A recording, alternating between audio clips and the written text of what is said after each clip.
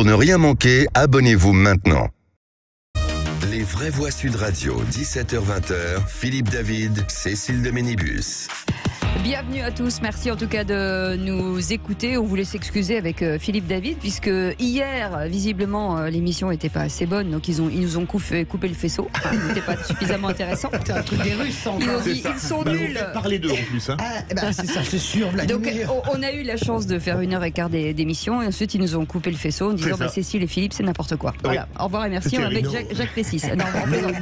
Nos lumières n'ont pas suffi. Voilà, vos lumières, non, enfin nos lumières à nous tous en tout cas n'ont pas suffi. Non, juste pour vous dire qu'il y a eu un petit rire, une chanson fabuleuse. Hors antenne, on a raconté des histoires drôles, voilà. Malheureusement, on ne l'a pas enregistré, on aurait pu vous le diffuser. Voilà, c'est juste un petit problème, vous savez, suite à ces orages, un problème technique. Et en tout cas, voilà, tout est réparé, tout va bien. On va pouvoir faire une émission jusqu'au bout ce soir. Tout ça, croisez les doigts, Philippe David. Et je touche du bois en prime. Allez, au sommaire de cette émission, on va revenir sur Bordeaux, l'agression d'une rare violence à l'endroit d'une personne âgée et sa petite fille survenue donc à Bordeaux. Rappelle qu'un climat d'insécurité progresse en France dans les grandes métropoles. D'après les chiffres publiés le 31 janvier 2023 par le ministère de l'Intérieur, l'année 2022 a été marquée par une hausse de la délinquance par rapport à 2021. Et pourtant, certains sociologues continuent de dire le contraire, Philippe. Oui, Cécile, et le gouvernement est conscient, je cite, du besoin de sécurité des Français et promet d'augmenter les budgets de la justice, de la police, de la gendarmerie. Mais quand vous voyez tout ce qui se passe dans les grandes villes françaises, Paris, vous le savez, Marseille, il n'y a jamais eu autant de morts à cette période de l'année par mort violente, notamment Nantes. par rafale de Kalachnikov. Nantes, on en parle. Lyon, le quartier de la Guillotière a été la cible de pas mal de reportages tant l'insécurité y est patente. Maintenant, Bordeaux, est-ce que pour vous, les grandes métropoles françaises sont de plus en plus dangereuses?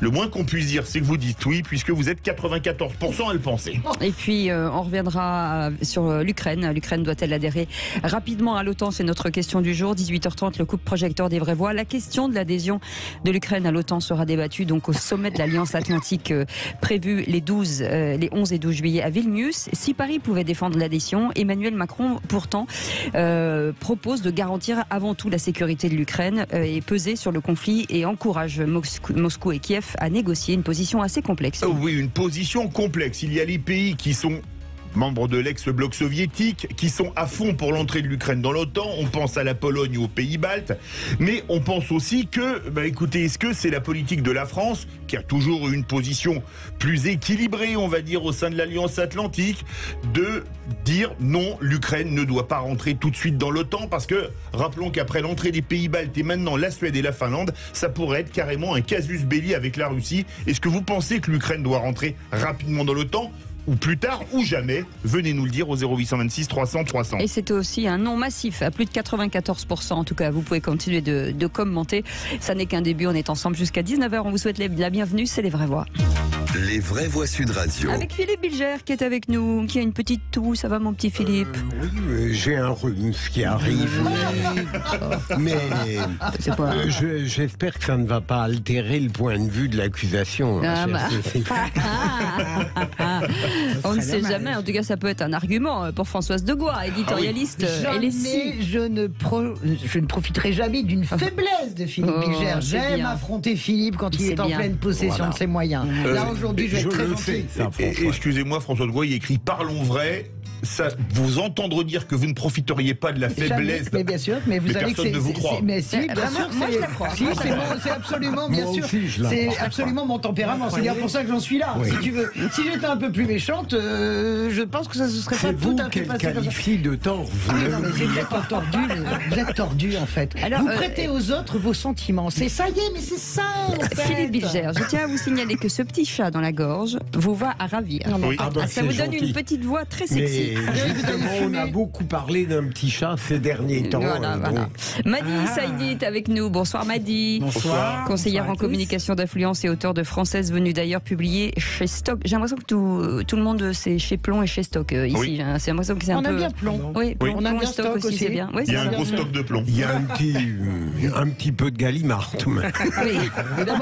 Mais avec la couverture blanche, on n'y est pas encore, mon vieux. Dans la prochaine nuit, on verra si éventuellement on peut publier travailler chez Gallimard. Vous êtes en train de faire un Goncourt, là. Mais j'aimerais bien. Elle est bonne. Vous êtes sur la lignée d'hier. Oh là. Qu'est-ce qui vous arrive? Vous venez de faire une blague drôle, intelligente. Et puis fine, hein. Une blague presque culturelle. Oui. Le gars, il sait que Gali Grasseuil, il sait Gallimard, Grasset, Le Seuil. Il sait quelque chose sur la littérature, c'est pas mal. En tout cas, Philippe David, dès qu'il édite, c'est chez Grasset. Ça, c'est sûr. Elle est bonne, elle est encore meilleure. Non, je dois dire que en gros, c'est une bonne blague. Ouais, voilà. Elle t'a permis le plomb. Hein. Allez, et 08 126 300 300 direction l'Hérault. On part à Montpellier avec Gérald. Bonsoir Gérald. Bonsoir Gérald. Bonsoir à tous. On va pas vous vanner Gérald, pas Non. tout de suite, hein. On va attendre un petit peu. Gérald, vous faites quoi dans la vie? On est ravis de vous accueillir. Je suis responsable commercial dans l'animalerie. Très bien. C'est-à-dire que je distribue de l'alimentation animale pour chiens et chats à travers des magasins. Vous faites des croquettes? C'est ça exactement. Est-ce que vous en avez pour Philippe David sans glucose? Sans glucose, sans gluten, sans rien. Juste le goût de la viande. Pour des animaux non déterminés, en fait. C'est ça notre problème avec Philippe David. Gérald, vous allez pouvoir commenter l'actualité avec nous. On est ravis de vous accueillir. Et bien Avec entendu, vous allez pouvoir jouer contre l'une de nos vraies voix aujourd'hui. Écoutez-les bien, parce qu'il va falloir que vous soyez stratégique.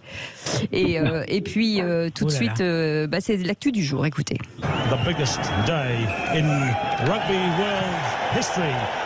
The beginning of the first ever Rugby World Cup final, and number 10 kicks to number 10, Fox to Maynell. Vous avez reconnu? Ouais. On n'a pas trouvé en français. J'ai cherché partout. J'ai trouvé la finale en français. C'était il y a 36 ans, la première finale de la Coupe du Monde qui opposait la France au All Black et le 10 Grant Fox qui tape directement sur Franck Meynell. Une finale qu'on a malheureusement Avec un perdue score 29-9. incroyable, j'allais le dire. Oui. Ouais, C'était quand même dingue. Ouais. Bon, on est une grande nation. On se disait tout à l'heure que si on arrive à passer l'écart, on peut gagner la Coupe du Monde de rugby. En Ah, tout mais cas, on peut ici, personne n'a vu puisqu'on était tous panés. Allez, tout de suite. Et vous permettez que je fasse un teasing. Vendredi à 19h, il y aura la grande interview d'Antoine Dupont par Patrick Roger sur Sud Radio. Génial. À quelle heure 19h03. 19h03, exactement. Oui. Ah ben, c'est d'accord, très bien. Et c'est pas le résultat du match, hein, 19h. Ah non. Allez, tout de suite, le réquisitoire du procureur. Les vraies voix Sud Radio, le réquisitoire du procureur, Philippe Bilger. Et vous voulez requérir contre ceux qui se croient plus importants que leurs charges. Par exemple, Donald Trump n'a pas eu le temps de trier ses affaires personnelles et les secrets d'État. En effet, c'est l'explication qu'il a donnée en défense en indiquant que s'il avait des secrets d'État au milieu chez lui, c'est qu'il n'avait pas eu le temps de les enlever de ses affaires personnelles. C'est hallucinant quand on y pense. Ah, il est bon. Mais j'y vois une démonstration de cette personnalité complètement hors du commun pour le pire de l'acception, qui est au-dessus de la charge qui lui a été confiée, qui continue à être au-dessus même lorsqu'il a dû la quitter dans les conditions qu'on sait, et qui se moque comme d'une guigne des règles démocratiques de son grand pays. Alors, j'en tire un motif de fierté. Quoi qu'on pense de nos présidents, tout de même, il n'y en a pas 20 qui auraient cette attitude après avoir quitté son mandat et bien sûr en emportant des secrets d'État. Certains ont peut-être été imprudents dans les révélations qu'ils ont pu faire, mais ça n'a rigoureusement rien à voir avec cette sorte d'outrecuidance et d'outrance qui consiste à penser qu'on est supérieur à tout ce que la démocratie vous a légué et à l'égard de laquelle on aurait dû être reconnaissant. Françoise de Gois. Je suis pas sûr du tout que ce soit pas l'apanage des gens qui nous dirigent. En réalité, nous ne savons pas qui a emporté quoi en quittant l'Élysée. Et ce qu'on sait, c'est qu'il y a des présidents qui signent les piliers de l'Élysée de leurs initiales, qui font mettre leur nom. Ça, on le sait avec François Mitterrand notamment. Honnêtement, je vous trouve assez indulgent. Je pense que la fonction du pouvoir fait disjoncter déjà des gens qui sont pas terriblement équilibrés à l'intérieur, même s'ils sont intelligents, cultivés, etc. Et je crois qu'il y a toujours un moment, l'hubris frappe tous les dirigeants des grandes nation, c'est ce que je crois. Je dédouane pas Donald Trump qui lui est à un degré complètement... mais je veux dire par là que l'idée de la surpuissance au-dessus de tout est quelque chose, de mon point de vue, qui frappe tous les dirigeants des pays occidentaux. J'enlève bien sûr les dirigeants du Nord, qui se sont, de l'Europe du Nord, notamment les Allemands, qui se sont, à cause de leur histoire, totalement protégés, y compris les Italiens, avec une constitution tellement verrouillée qu'elle ne permet plus ce genre de pensée. Madi Seydi. Mais moi, je crois que Donald Trump, pour moi, d'ailleurs, il n'y a pas de surprise parce qu'il a été comme ça depuis le départ. Donald Trump, quand il est arrivé au pouvoir, il est arrivé d'une manière assez rocambolesque. Tout son mandat a été très folklorique. Donc, honnêtement, moi, j'ai aucune surprise d'apprendre qu'il soit parti avec des choses. Ça ne me surprend pas. Là, je ne parlais, Françoise, que de ce type de comportement. Je suis assez d'accord sur la démesure, l'hubris. Mais la l'hubris française a tout de même, j'allais dire, un tour un peu plus prosaïque. Peut-être, mais je serais assez curieuse, par exemple, si vous voulez être prosaïque, je serais assez curieuse d'aller voir le mobilier de France, par exemple. Oui. Et d'aller voir combien de pièces ont disparu. Et combien de pièces se retrouvent chez des présidents et chez des ministres. Oui, et des tableaux. Et des... Donc, vous savez, l'un dans l'autre, je pense quand même que ça rend assez dingue cette Et fonction, pour la petite anecdote, souvenez-vous de certains ex-politiques qui se font filmer chez eux avec des tableaux qui appartiennent à l'État. Et avec un ancien président, on peut en parler, paix à son âme, qui a reçu une consoeur du Monde dans une immense bibliothèque, absolument magnifique, et puis elle l'attendait, elle s'est approchée, et elle s'est rendue compte que ça n'était qu'une façade, que ça n'était que des façades en carton. Voilà. Allez, vous restez avec nous, on va revenir sur ce drame, cette grand-mère et sa petite-fille qui ont été violemment agressées lundi à Bordeaux, un drame qui relance forcément le grand sujet de l'insécurité dans les grandes métropoles avec cette question, est-ce que elles sont de plus en plus dangereuses? Alors il y a un rapport qui est tombé sur l'insécurité en France par le ministre de l'Intérieur en tout cas, mais les sociologues ont tendance à dire que c'était déjà comme ça avant. On en parle dans quelques instants, juste après les 3 mots dans l'actu de Félix Mathieu. On vous souhaite la bienvenue, on est ensemble jusqu'à 17h. Avec nos vraies voix du jour, on vous souhaite la bienvenue. Philippe Bilger, bien entendu, est avec nous. Françoise Degois aussi. Et Madi Seydi aujourd'hui. Et vous, 0826 300 300, on a notre Gérard qui nous appelle de Montpellier et qui est notre vraie voix du jour et qui peut intervenir, bien entendu, quand il le voudra. Et dans un instant, on va revenir sur l'insécurité suite à ce qui s'est passé à Bordeaux. Cette agression assez violente sur une personne âgée et sa petite fille. Et qu'en pensez-vous? Est-ce que vous pensez que les grandes métropoles françaises sont de plus en plus dangereuses? Vous nous dites en majorité oui, on a envie de vous entendre. 0826 300 300. Et tout de suite, ces 3 mots dans l'actu et c'est Félix Mathieu. Les vraies voix Sud Radio. Bonsoir Félix Mathieu. Bonsoir tout le monde. Et les 3 mots dans l'actu sont dissolution, perquisition et mobilisation. Dissolution des soulèvements de la terre. Gérald Darmanin s'en prend au collectif écologiste après un week-end d'affrontement contre la ligne ferroviaire Lyon-Turin. Perquisition dans plusieurs instances d'organisation des Jeux Olympiques de l'année prochaine. La première épreuve des JO sera judiciaire. Et puis mobilisation pour retrouver le sous-marin disparu en descendant explorer l'épave du Titanic. Un Français se trouve à bord, le spécialiste des océans Pierre-Henri Narjolet. Les vraies voix Sud Radio. Il en avait déjà été question après les manifestations anti-bassines à Sainte-Soline. Gérald Darmanin va donc remettre sur la table la dissolution des soulèvements de la terre demain matin lors du Conseil des ministres. Il l'a annoncé tout à l'heure à l'Assemblée nationale. Le ministre de l'Intérieur, interpellé par un député Renaissance sur les violences de ce week-end lors des manifestations interdites d'opposants à la ligne ferroviaire Lyon-Turin. Grâce au travail de nos services de renseignement et grâce aux autorités italiennes que je voudrais ici remercier, une centaine d'éléments radicaux venus d'Italie ont pu être bloqués à la frontière. Et malgré cela, malheureusement, 2 jours d'affrontement, une autoroute occupée, une voie ferrée coupée et de nombreux personnels des services publics devant la haine et la violence. Alors oui, à la demande du président de la République et de la Première ministre, demain matin, je présenterai au Conseil des ministres le décret de dissolution des soulèvements de la terre. Un décret de dissolution qui était prêt depuis 2 mois. Emmanuel Macron avait déjà pressé la Première ministre de donner son feu vert au texte lors du dernier Conseil des ministres la semaine dernière. Dissolution juridiquement complexe, vu qu'on parle d'un collectif composite et non pas d'une entité juridique monolithique. De leur côté, en tout cas, les soulèvements de la terre dénoncent dans un communiqué une dissolution très politique, particulièrement inquiétante, réclamée directement au chef de l'État, disent-ils, par l'agro-industrie et la FNSEA. Philippe Bilger, peut-être une réaction? Alors, Je risque d'être un peu long là, Cécile.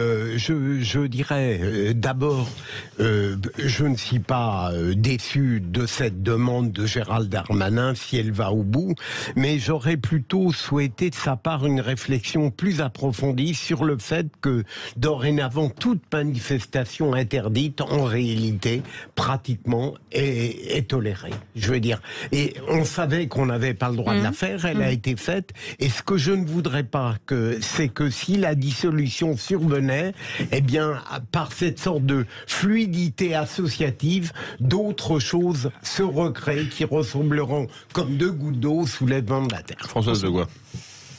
C'est très politique, bien sûr, ils ont raison, les soulèvements de la Terre, de dire que c'est une décision politique, mais toutes les décisions en la matière sont politiques. Voilà. Qu'est-ce qui s'est passé ce week-end? Qu'est-ce qui s'est passé à Sainte-Bassine? À Sainte-Soline. À Sainte-Soline, pardon, sur les bassines. Oui.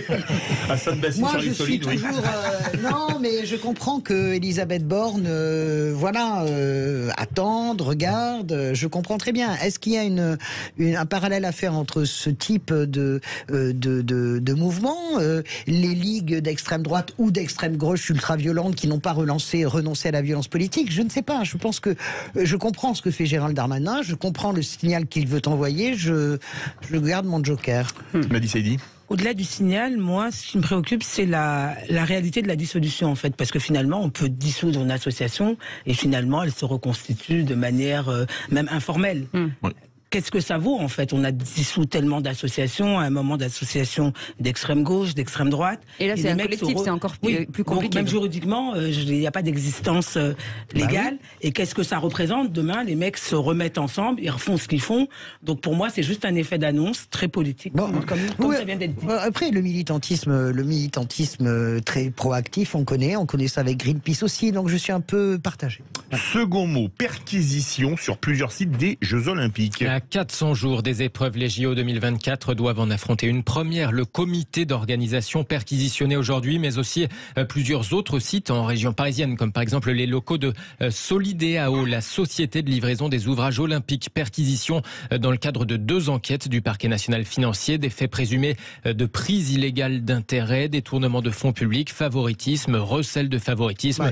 Le ministère des Sports des Jeux Olympiques n'a pas souhaité réagir pour le moment. En tout cas, ces dernières années, plusieurs rapports avaient mis en garde contre les risques liés aux atteintes à la probité ou aux possibles conflits d'intérêts pour de gros événements comme ça, pointant des procédures d'achat imprécises ou incomplètes. Autre ennui judiciaire pour ces JO, 10 ouvriers qui ont travaillé à l'époque sans papier sur les chantiers ont assigné plusieurs géants du bâtiment au prud'homme de Bobigny. Ils réclament la reconnaissance de leur travail et le versement des arriérés de salaire. Philippe Bilger, le premier marathon, il va être judiciaire? Oui, enfin, c'est étonnant de voir à quel point l'intégrité singulière et collective a disparu.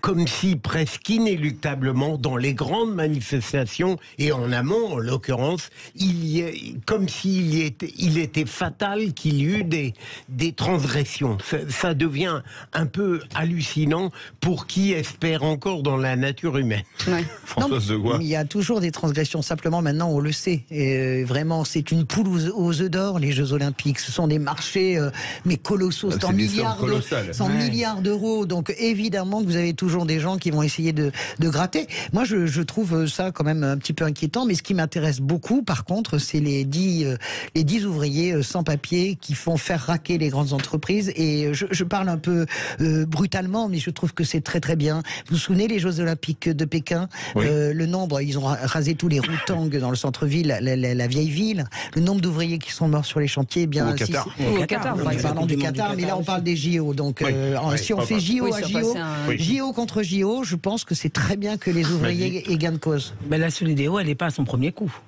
Elle avait déjà eu une affaire avec des propos, je ne sais plus, racistes. Il y avait eu déjà une première affaire. Ils ont eu l'affaire des sans-papiers. Ça commence à faire beaucoup. Moi, j'aimerais bien voir, est-ce que ça va aboutir vraiment à quelque chose à 1 an des JO? C'est embêtant.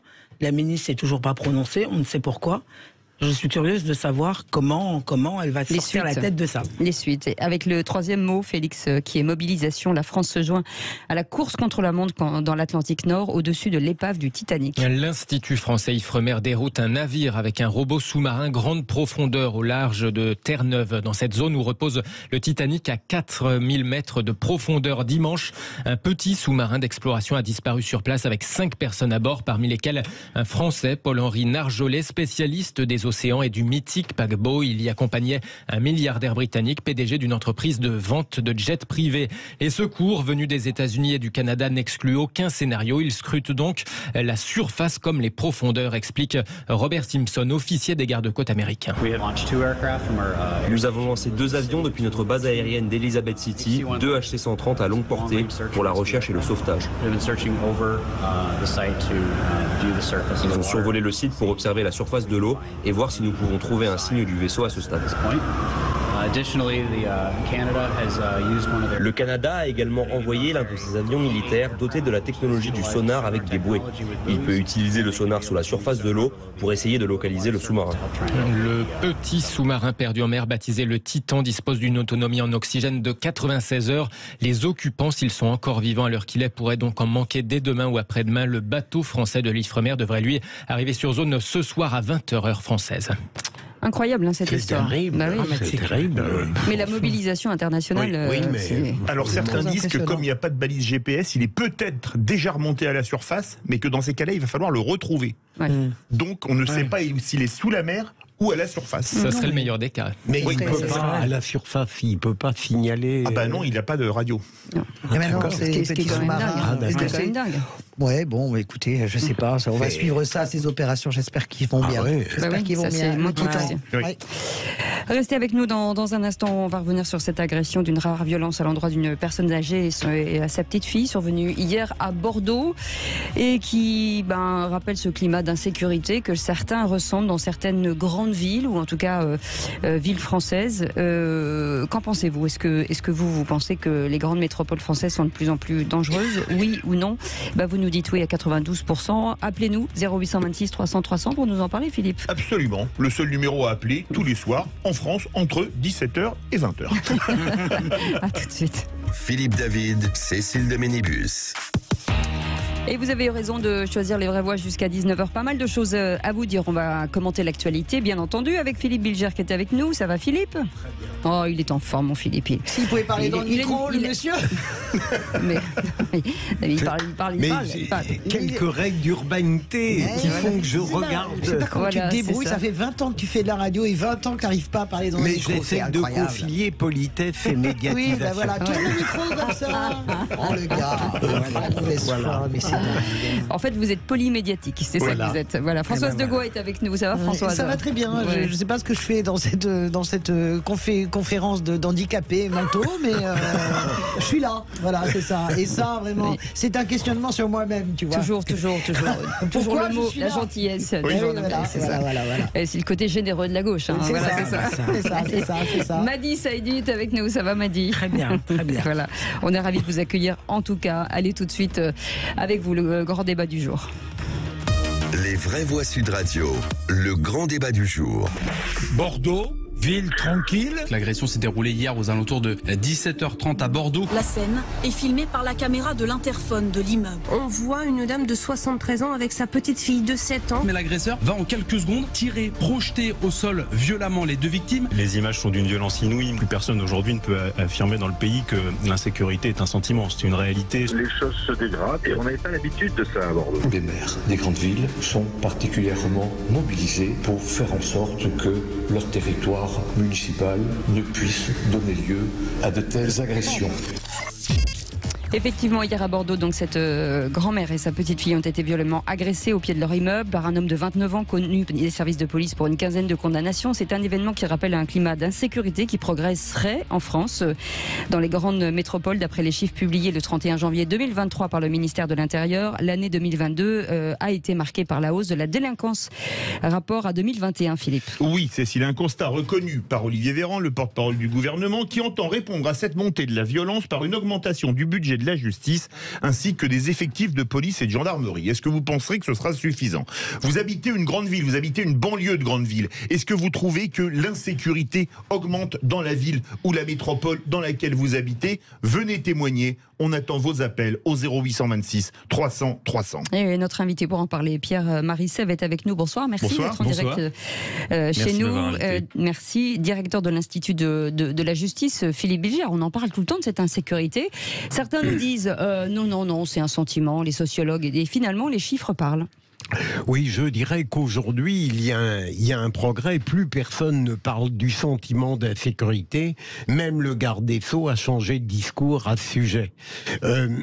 Pour le reste, moi, je pense en effet que l'insécurité augmente sur le plan délictuel et même criminel. Et j'entends bien les sociologues qui nous disent que il y a si longtemps, eh bien, il y avait également des infractions et qu'aujourd'hui, il n'y en a pas davantage. Tout ce que je constate, c'est que le citoyen vit de plus en plus difficilement les infractions qu'il subit dans les grandes métropoles ou ailleurs.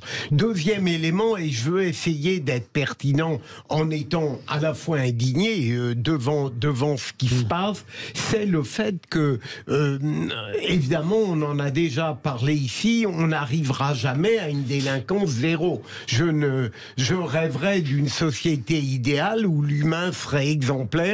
Ça n'arrivera jamais. Troisième élément, avec beaucoup de retard, Emmanuel Macron, par une forme de cynisme avéré, décide d'emprunter tout ce que la droite a de meilleur, une restauration de l'ordre, une volonté de rigueur, et il se sert de Gérald Darmanin qui, sur ce plan, a été les plus cohérents. Mais on n'arrivera à rien. Ce qui me fait peur, c'est de voir cette politique qui semble aller dans le bon sens et une réalité qui la déçoit en permanence. Françoise Legois. Alors, plusieurs choses. D'abord, je voudrais tout de suite dire, tout le monde sait que je suis une femme de gauche, mais la gauche, elle est républicaine, et moi, je suis une royaliste, ségolèniste, et l'ordre juste, c'est vraiment ma boussole. Donc, c'est difficile d'être royaliste et républicaine en même temps. Mais bien sûr, mais je ne peux pas me satisfaire des images qu'on voit, elles sont tout à fait intolérables. Je dis juste deux choses pour commencer. La première, la famille, ce matin, a fait un communiqué très sévère en disant qu'elle était indignée par la récupération politique, ethnique et sur les questions migratoires de ce qui est arrivé à la grand-mère et à sa petite-fille. Ça, je trouve ça très important parce que c'est la première fois que j'entends des victimes dire « Nous ne voulons pas être instrumentalisés, nous refusons de rentrer dans ce jeu-là ». Donc, ça n'enlève rien à la gravité des faits commis. La deuxième chose très importante, c'est la BAC. Et je trouve qu'il faut quand même les féliciter. Moi, je n'aime pas la BAC quand elle se mêle de maintenir l'ordre dans les manifestations. C'est pas son travail. Mais en revanche, la BAC, là, a fait un travail remarquable. En quelques heures, le type était serré. Il a été arrêté. Ça, c'est lié vraiment au travail de terrain de la BAC. Donc voilà. Après, sur la question, je ne peux que dire OK à Olivier Véran quand il dit plus de moyens pour la justice, plus de moyens pour la police, évidemment. Madi Seili. Évidemment, moi je trouve que déjà c'est bien qu'il y ait une prise de conscience que finalement l'insécurité, c'est pas seulement un sentiment. Quoi qu'on dise, en France, en tout cas, il y a toujours eu de la violence, c'est sûr, comme dans tous les pays. Mais aujourd'hui, c'est quand même un autre niveau. C'est un autre degré de violence. Par exemple, je crois qu'il y avait quand même certaines personnes qui étaient épargnées avant, c'était les personnes âgées. Il y avait quand même ce sentiment, on ne touchait pas aux personnes âgées. Aujourd'hui, il n'y a pas un jour qui passe sans qu'on ait entendu qu'une personne âgée s'est fait violer. Elles se font tabasser, elles se font agresser. Alors oui, c'est bien, la police a besoin de moyens, ça c'est une bonne chose. La justice aussi. Moi, je demande qu'à voir. J'ose espérer que ça va s'améliorer. Tout à l'heure, Philippe Bilger nous disait qu'Emmanuel Macron avait compris quelque chose en s'appuyant sur Darmanin. Eh ben, j'espère que ça ne sera pas que des mots, que ce n'est pas que de la politique, ce n'est pas seulement un appel de pied aux électeurs de droite en leur disant ben voilà, vous voulez la sécurité, nous vous la donnons. Moi, j'attends de voir. Mais effectivement, il y a longtemps que dans ce pays, on est dans une France qui est de plus en plus violente. Pierre-Marie Sève, je rebondis sur ce que disait Françoise. Je vous ai vu dodeliner de la tête justement sur l'indécence peut-être finalement de la récupération politique. Oui, moi je voudrais vous citer quand même une phrase de Démosthène qui était, vous savez, un orateur grec. Il travaillait avec des cailloux dans la bouche, vous savez, pour avoir une très bonne diction. Exactement lui. Merci de me cultiver, comme si je connaissais pas Démosthène. Je compare ce que vous dites à ce qu'il a dit lui. Il disait par exemple... Et il disait une phrase qui, moi, me semble très importante. « Tout acte de violence porte atteinte à la société et lèse même ceux qui ne visent pas. » Et je pense que c'est très vrai. Dans les 5 fonctions de la peine qu'on apprend en droit, que j'ai appris il y a quelques années, on avait 5 fonctions. On avait la neutralisation, on avait la dissuasion, on avait la réinsertion, la réparation pour les victimes, et on avait la rétribution. La rétribution, c'est de faire en sorte que l'offense qui a été faite à la société tout entière soit punie. Et il me semble que dans ce travail de rétribution, il est il est même démocratiquement sain que la population en elle-même ait le droit d'avoir un avis sur les crimes et les délits qui sont commis, et surtout ceux qui sont portés à la connaissance par des vidéos aussi choquantes que celle-ci. Et donc, je pense que nous avons le droit de nous exprimer sur les crimes et les délits qui ont lieu, comme celui-ci, et particulièrement quand ils sont très choquant comme celui qu'on a vu. Mais nous sommes en démocratie, tout le monde a le droit absolument de s'exprimer. Ce qu'on n'a pas le droit de faire, c'est de l'utiliser et de le récupérer. Et le droit de la famille, et c'est le droit de la famille de dire que ce à quoi elle assiste avec les amis d'Éric Zemmour, je ne sais pas si vous êtes un ami d'Éric Zemmour, avec l'extrême droite, avec la droite radicale, la famille a le droit, et c'est la première fois que je l'entends, et ça c'est ce qui est nouveau je pense dans ce fait divers, elle a le droit de dire qu'elle est indignée, qu'elle ne veut pas qu'on utilise ça. Non mais tout le monde a le droit d'avoir un avis, donc laissez à la famille le droit d'exprimer le sien aussi, surtout avec votre grand sens de la démocratie, mon cher ami. Voilà. Oui, vous savez qu'en droit français, quand il y a un crime ou un délit qui est commis, ça n'est pas la victime qui demande réparation, qui traîne la personne, c'est la société. Exactement. Le parquet représente la société tout entière. Mais vous pensez qu'on a grandi dans une caisse, ça vaut? Absolument pas. Attendez, je me parle. Non mais Françoise, c'est ce qui est intéressant parce que tout le monde n'a pas le même niveau d'information de gens qui nous écoutent. Donc il ne parle pas qu'à vous. Tout le monde le sait pas. Moi, je ne m'adresse pas qu'à vous. Donc voilà, c'est intéressant. Bien sûr, mais tout le monde le sait en fait. Non, tout le monde le sait pas. Je suis pas sûr. Non, je suis pas sûr. Mais en ce qui me concerne, je ne savais pas que la famille ne désirait pas de récupération. Non, mais elle a fait plus que ça, la famille. Elle communique non-stop depuis ce matin en disant arrêtez. Mais moi, ça ne me gêne pas. Elle fait ce qu'elle veut.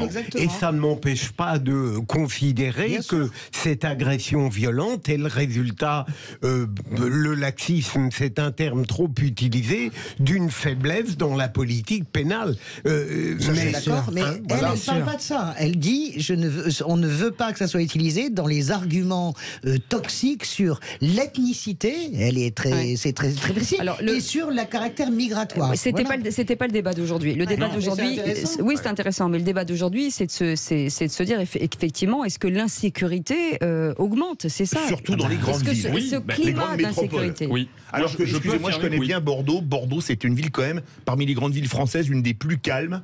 Et là, quand on voit ce qui s'est passé à Bordeaux, il semblerait que ça change. Juste Philippe, alors une des villes les plus calmes, et vous vous souvenez quand on a couvert toute la crise des Gilets jaunes, on s'est rendu compte, incroyable, que Bordeaux était dans des endroits où finalement les manifestations étaient les plus violentes, et ça nous avait vraiment décontenancé. C'est vrai aussi. Il y a en tout cas un chiffre qui semble pour moi trancher le débat sur l'insécurité augmente-t-elle ou pas, c'est le chiffre des coups et blessures volontaires, c'est-à-dire les agressions.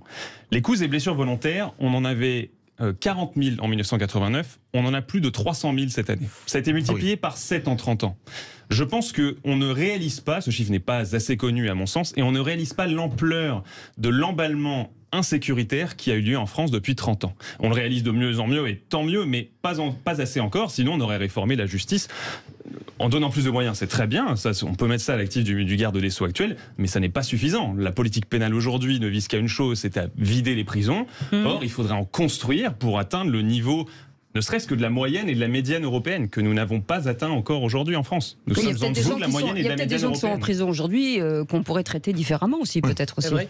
Avec quand même augmentation de la population aussi sur 30 ans. C'est exactement ce que... Le chiffre est très fort, mais... On n'a pas multiplié par 7 la population française. Je suis d'accord avec vous, non, mais il faut quand même, puisque vous vous adressez à tous les auditeurs, rappeler que la population a énormément augmenté en 30 ans. Et je vais m'adresser aux auditeurs, vous pensez que la réponse pénale n'est pas à la hauteur, vous pensez qu'elle est à la hauteur, que c'est autre chose qui ne va pas, appelez-nous au 0826 300 300. Eh ben ça tombe bien justement. Gérald est avec nous de Montpellier. Gérald, vous vouliez réagir à cette question.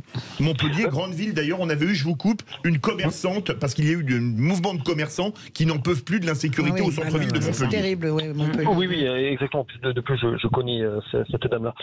Bonjour, rebonjour à tous. Voilà, aujourd'hui on a un problème, évidemment, c'est notamment sur Montpellier, mais le problème aujourd'hui, c'est que nous avons des agressions de plus en plus décomplexées.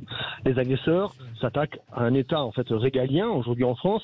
Ils s'attaquent à nos pompiers, à nos policiers, à nos infirmières directement, notamment dans les hôpitaux. Ils blessent et tuent nos concitoyens sur tout notre territoire. Nous ne sommes plus en sécurité nulle part, même que ça soit dans les villages aux alentours. L'insécurité se bouscule vraiment de partout. Notamment à Montpellier, vous pouvez plus sortir dès 22h. Les Français ont peur dans la rue, dans les transports en commun et même sur le porche de leur maison.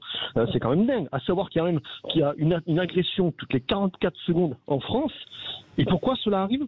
Parce que nous avons une violence dans notre pays.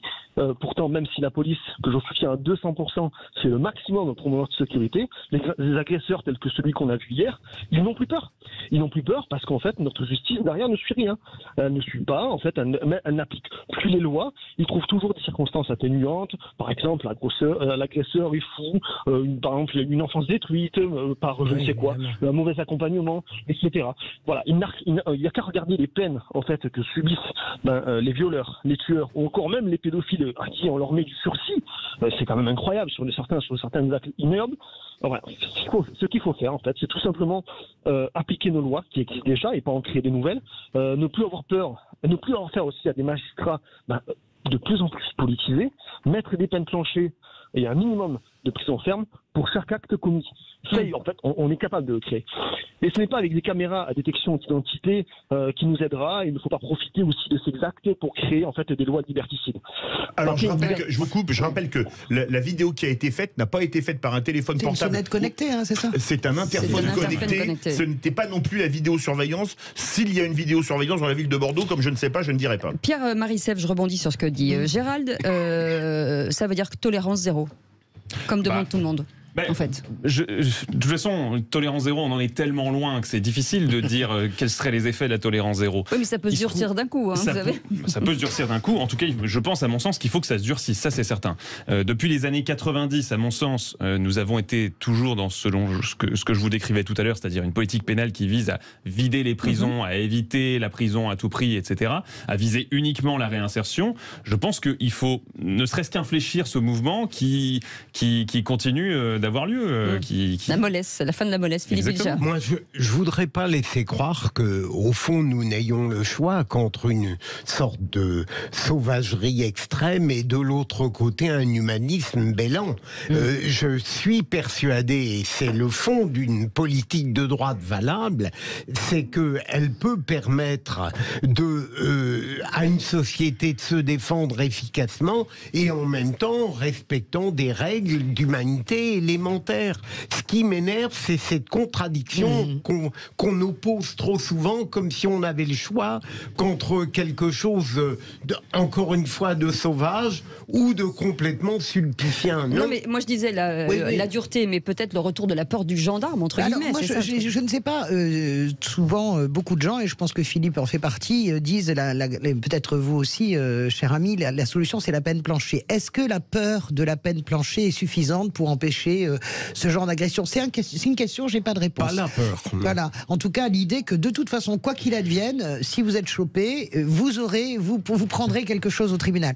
Le deuxième point, j'entends ce que dit Gérald, et d'ailleurs, je le félicite parce que nos auditeurs, on se rend compte qu'ils ont quand même une conscience incroyable de l'actu, et c'est vraiment très intéressant ce que dit Gérald. Je ne suis pas d'accord avec lui sur l'idée de laisser penser que la justice est une espèce de conglomérat de magistrats politisés et mous qui trouvent des circonstances. Ça n'est pas vrai. Je veux bien qu'on répète à l'envi cette idée. Ils sont arrêtés, ils sont libres de...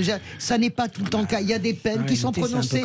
Il y a des peines qui sont prononcées. Il y a des exécutions immédiates. Il y a des jugements en référé immédiat. Honnêtement, cette idée en permanence de pointer le doigt sur la justice, vraiment, je la trouve très toxique, en fait. Voilà.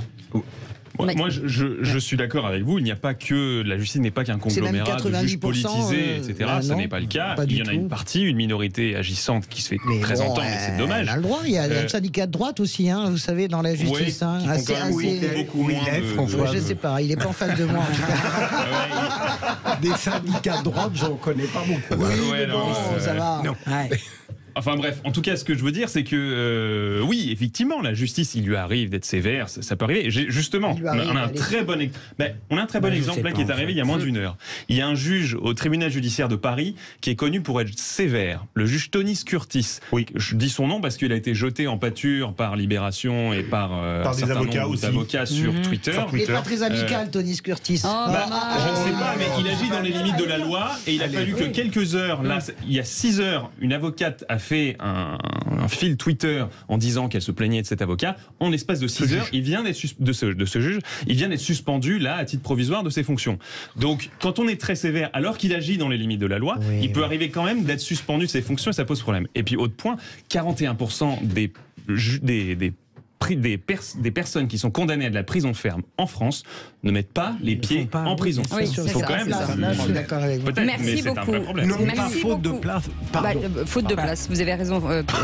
Non, Pas faute de Philippe place. Bilger. Pas à cause de la à législation. cause de la législation, c'est-à-dire que tu fais pas la peine. en Allez, fait, vous restez avec nous, Pierre. On va garder Pierre-Marie Pour faire Sèvres, le directeur qui de c'est qui l'a l'Institut de la Justice. Avec Vous allez plaisir. jouer avec nous dans quelques instants. Et Gérald, notre auditeur, va pouvoir nous dire contre qui il va jouer. À tout de suite. Les vraies voix Sud Radio, 17h-20h, Philippe David, Cécile de Ménibus. Les vraies voix, on est ensemble avec nos amis. Philippe Bilger est avec nous, Françoise Degois et Madi Saïdi. Et nous avons gardé pour le plaisir, mais juste pour le plaisir, Pierre-Marie Sèvres, directeur de l'Institut de la Justice. Et je voulais souhaiter forcément un très bel anniversaire à Gérald. Bravo. Bon anniversaire. Vous avez passé une dizaine. Nous ne dirons pas laquelle. Voilà, nous resterons discrets. Allez, Gérald, vous jouez contre Philippe, contre Françoise ou contre Madi?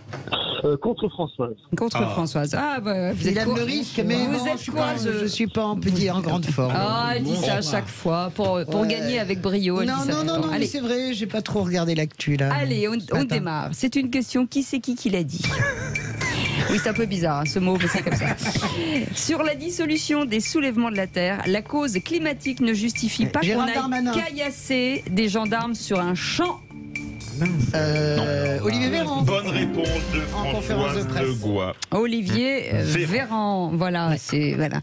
Attention, il va falloir que 2-0. vous Madi et Philippe, Question, on envoie du bois. qui l'a dit? Qui c'est qui l'a dit?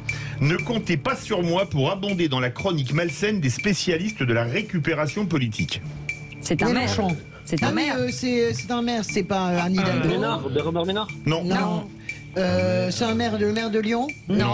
Pierre Humic, le maire de Bordeaux. Voilà. Oui, c'est ça, je l'ai vu ce matin. Pierre Urmic. Oui, Ah, je vois, oui, c'est c'est moi qui l'ai dit en premier. Ah, mais vous aviez la réponse, mais si vous la donnez Et attention, et si vous donnez une bonne réponse, ça va dans le camp de Gérald. Donc on a 4-0 là. Attention les amis, c'est une question qui c'est qui l'a dit pour la présidentielle de 2027. Nous devons prendre le pouvoir dans ce pays, quel que soit le poste dans lequel je dois jouer, je dois prendre en ampleur. Jordan Bardella. Non. Marine Le Pen. Manuel Valls. Non. Non, François Ruffin. Oui, c'est Ruffin dans une interview, c'est excellent. Excellent. Et à part ça, elle n'a pas regardé les journaux. Oui. Allez. Question, qui c'est qui l'a dit? Et j'ai trouvé ça Je suis très un drôle. escroc, c'est vrai. Quand on a surmonté les retraites, on peut résister à tout. Macron. Non. Olivier Véran. Ferrand. Non. Mais oui, Olivier Dussopt. Non. Bonne réponse, Elisabeth Borne. C'est vrai. Vous avez gagné 2 points, Gérald. Vous nous sauvez là. Ah bah, Gérald, Ah, je peux être remonté là, hein, parce que je n'ai pas vu cette déclaration. On y va. Ouais. Allez, on essaye de gagner des points. Qui c'est qui l'a dit? Rouler à 110 au lieu de 130 sur autoroute et vous économisez 20% de carburant. C'est une bonne solution. C'est Édouard Philippe. Non. Olivier Non. Bonne réponse de Philippe Bilger, Agnès Pannier-Runacher. s'occupait de ça. Agnès Pannier-Runacher, ministre de la Transition écologique. Voilà. Ah merde. Qui c'est qui l'a dit? Attention. Et c'est drôle. Attention, Sur le là, ça tweet va être- de Sandrine Rousseau dénonçant le cul sec d'Emmanuel Macron. La masculinité toxique, je ne vois pas où Sandrine Rousseau va chercher ses mots. Fabien Roussel. Bonne réponse de François. C'est bien, j'ai pillé le match, c'est fini. Vous pouvez Non, c'est pas vous fini. pouvez revenir, on est à combien? 8-4. Non. Ah bah oui, Bah, alors. de toute façon, on va rajouter des heures Ouais, jusqu'à ce qu'on gagne. On va la rattraper. Allons-y. Allez, qui c'est qui l'a dit sur la guerre en Ukraine? On a fait le pari de l'endurance, on savait que ça durerait un petit peu. Et on a Macron. Mélanie. Non. C'est Biden. Biden. Non. Français. Non, Ah, jamais, mais ça c'est n'est pas Biden. le cornu. Bonne réponse de Françoise Degois, Sébastien c'est fini pour Lecornu. vous. Et la dernière Et la question. dernière, Ah, qui c'est c'est non. qui a tweeté? Là, c'est qui a tweeté? Lors de l'appel du 18 juin, le mouvement mouvement résistant était considéré comme terroriste, nous sommes le 20 juin et demain, un mouvement de défense de la Terre Sandrine Rousseau. Bonne réponse, va être considéré comme Tu terroriste. peux rappeler le score, s'il te plaît, sois sympa. 12 à 4. Très bien, merci. 12 à 4. Je demande un contrôle Merci, antidopage pour Gérald. François Gérard. La gauche est meilleure en question qu'aux élections. Bon, Ah, ça, c'est drôle. On a quand même gagné. Et même mon Démosthène, elle l'avait en cours de l'émission. Vraiment là. Bravo Françoise. Quand nous reviendrons au pouvoir, je ferai des exceptions pour vous. Vous irez pas dans les camps. Bon, ce sera pas tout de suite. On a du temps, on a le temps de réviser. Allez, vous restez avec nous, Gérald. Merci. Vous continuez à être notre vraie voix du jour. On revient dans quelques instants. On fait une petite pause et on va revenir avec le coup de gueule de Philippe David sur la commande record. C'est un coup de cœur. De coup de cœur, pardon. Commande record d'Airbus. À tout de suite. Bienvenue, c'est les vraies voix. 0826 300 300, c'est votre numéro. Les vraies voix Sud Radio, 17h-20h, Philippe David, Cécile de Ménibus. Nos Vérois sont très en forme aujourd'hui. On est ravis de les retrouver. Philippe Bilger, Françoise Degois et Madi Saïdi. Ça va, Madi? Oui, très bien. Ça va. Ça va, ils sont pas qu'on s'est pris dans la tronche avec François, ça va. Elle a sauvé l'honneur. Heureusement qu'elle est là, Madi. Honnêtement, parce que là, si tu comptes sur Philippe Bilger. Pour ceux qui viennent de nous rejoindre, on parle du jeu, bien entendu. Il y a quelques Une nouvelle instants. fois remportée par la gauche. Je blague. Ah oui, c'est d'accord. Je sens que ça venait du cœur, la Françoise. Ouais, mais non. Qu'est-ce que vous voulez que je dise, les gars? C'est comme ça. La droite de la gauche ou la gauche de la droite? Je sais plus. La gauche ça de la dépend où gauche. on se place. La droite de la gauche. La droite de la gauche, la droite de la gauche, elle est bien, elle est en forme, elle fera 0 point, mais Cazeneuve, Hollande, tout ça, ça se porte assez bien. D'accord. Ils vous embrassent. Ils viennent d'appeler. Ouais, j'aime beaucoup François Hollande, vous savez très bien. Enfin, François Hollande. Surtout, oui, parce que le reste, bon. Bon, voilà, on a fini. On y va. On a fini. On est parti. Allez, tout de suite le coup de cœur de Philippe David. Les vraies voix Sud Radio. Et c'est qu'un coup de cœur pour la commande record d'Airbus. Oui, la nouvelle est tombée hier pendant les vraies voix. Airbus venait d'obtenir la commande record de l'histoire de l'aéronautique avec 500 A320 Neo par la compagnie indienne Indigo pour un montant de 55 milliards de dollars prix catalogue. Une nouvelle qui m'a enchanté puisque ce sont des milliers d'emplois qui sont maintenus ou vont être créés en France puisqu'il y a plusieurs chaînes de la famille A320 à Toulouse et que les réacteurs de l'A320 Neo sont fabriqués dans l'usine Safran de Melun.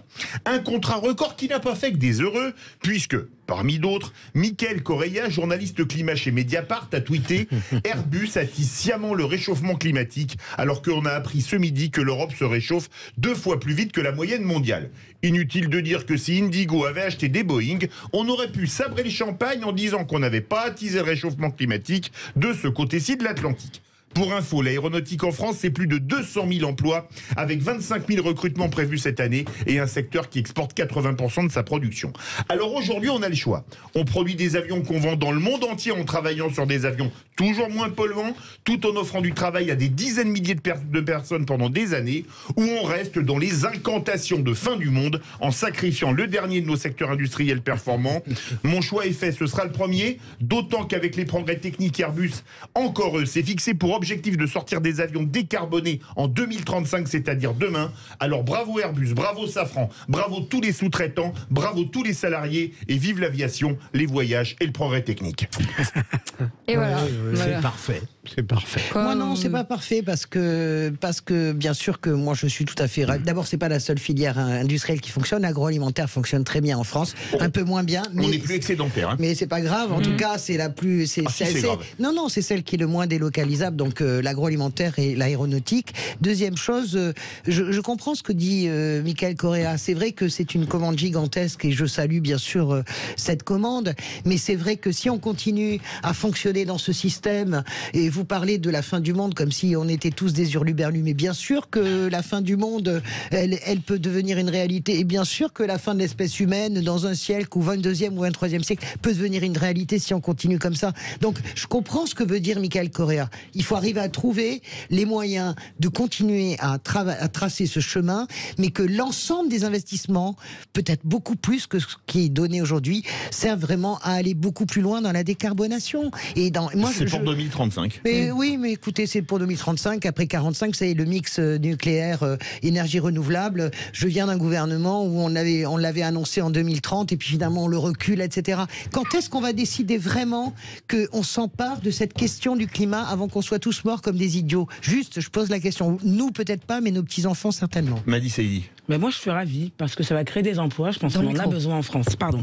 Je disais que moi, j'étais ravie parce que ça va créer des emplois et honnêtement, on en a besoin. Alors oui, le climat, c'est important, oui, mais ça ne doit pas nous empêcher de créer de l'emploi, d'avancer et de vivre. Mais Madi, moi, ce que je veux dire, mais si malheureusement, je pense qu'on doit pouvoir, c'est une question de décision profonde, en fait. Philippe. Moi, a priori, s'il y a un arbitrage à faire, je suis plutôt heureux de la vente de ces 500 avions. Pour le reste, est-ce qu'on peut faire une synthèse entre des exigences apparemment très contradictoires? Je ne crois pas. Merci beaucoup Philippe David. Tout de suite le top clic, c'est Félix Mathieu.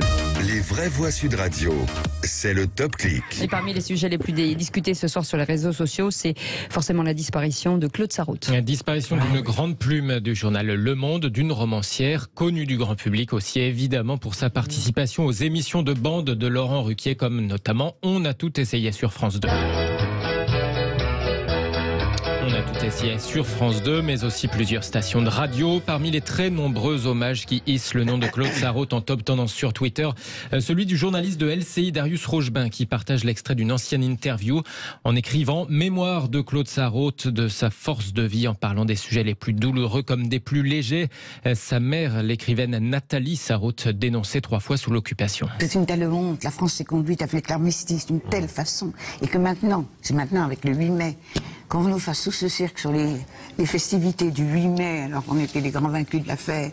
Et les Français qui ont résisté quand même, même si c'était une petite marge. C'était petit. Hein. Regarde, maman s'est cachée pendant plusieurs années, toutes les années de la guerre, elle s'est cachée dans des petits villages dans les environs de Paris. Elle a été dénoncée 3 fois par les habitants. 3 fois, elle a dû faire son ballot et repartir. Où est-ce que vous avez trouvé, dans une histoire qui a quand même ses ombres tragiques, dans lui qui a ses difficultés aussi, un tel peps? Alors, je ne sais pas, je crois que c'est de naissance. Ma maman me disait toujours que j'étais un Sonntagskind, un enfant du dimanche. Je suis née un dimanche. Je ne sais pas, ça me vient comme ça. Hommage aussi de la ministre de la Culture qui salue une plume piquante, une voix libre, un sens hors pair de la répartie. Rima Abdul-Malak qui ajoute « Écrivaine, critique, chroniqueuse, Claude Sarraute a accompagné les Français pendant plus de 60 ans. Son esprit vif et sa délicate irrévérence vont nous manquer. » Mais j'aime infiniment sa mère. Alors j'aime infiniment Claude Sarraute, bien sûr, c'est une très grande personnalité. Mais voilà, maman était exceptionnelle, Nathalie Sarraute. J'adore ce qu'elle disait de son mari. Je ne sais rien, il sait tout. Madi, on peut que l'aimer. Ouais. Une femme hors pair, une voix hors pair, une femme de culture, on ne peut que l'aimer, oui. Autre sujet, cette dernière minute qui devrait faire beaucoup parler dans les heures à venir. La première ministre confirme à l'instant vouloir permettre le permis de conduire à 17 ans. Et oui, le gouvernement va baisser de 18 à 17 ans l'âge requis pour passer le permis de conduire. C'est ce qu'annonce ou ce que confirme, comme vous voulez, Elisabeth Borne sur le média en ligne Brut. C'est vrai qu'on en avait un peu parlé ces derniers jours. Elle confirme que cette disposition va entrer en vigueur dans quelques mois. À partir de janvier 2024, dit-elle, on pourra passer le permis de conduire et conduire donc dès 17 ans au lieu de 18, et ce, dans les mêmes conditions qu'actuellement. C'est ce qu'affirme la Première ministre. Elle souligne que cette mesure sera, selon elle, un vrai plus, notamment pour les jeunes en apprentissage. Ouais, une réaction peut-être non. C'est extrêmement électoral et tout va bien. Enfin, je veux dire, il y a des sujets sur lesquels le gouvernement tranche très rapidement. Peut-être qu'il y a eu des réflexions en amont. L'argument qui vient d'être donné, il est valable, mais peut-être y en a-t-il d'autres qui auraient justifié qu'on temporise un peu. Mais moi, moi j'ai beaucoup de mal à part les élections. C'est vrai, franchement, à part des fins purement électoralistes, moi je vois pas comment on peut. Honnêtement, l'apprentissage. Aux États-Unis, il y a des États où on conduit à 14 ans. Mais je suis d'accord avec vous. Oui, à 16 ans, oui, bien sûr. C'est pas le sujet, mais quel est le sens de ça? Quel est le sens? C'est pour expliquer que la France n'est pas bloquée, qu'elle avance, qu'elle est progressiste. Oui, enfin bon. Allez, vous restez avec nous dans quelques instants. C'est le coup de projecteur des vraies voix. La France qui se résout finalement à soutenir l'adhésion de l'Ukraine à l'OTAN. 0826 300 300. Qu'en pensez-vous? Est-ce que vous pensez que c'est plutôt une bonne idée, une mauvaise idée? On vous attend au standard avec Philippe David et nos vraies voix du jour. On vous attend jusqu'à 19h. À tout de suite.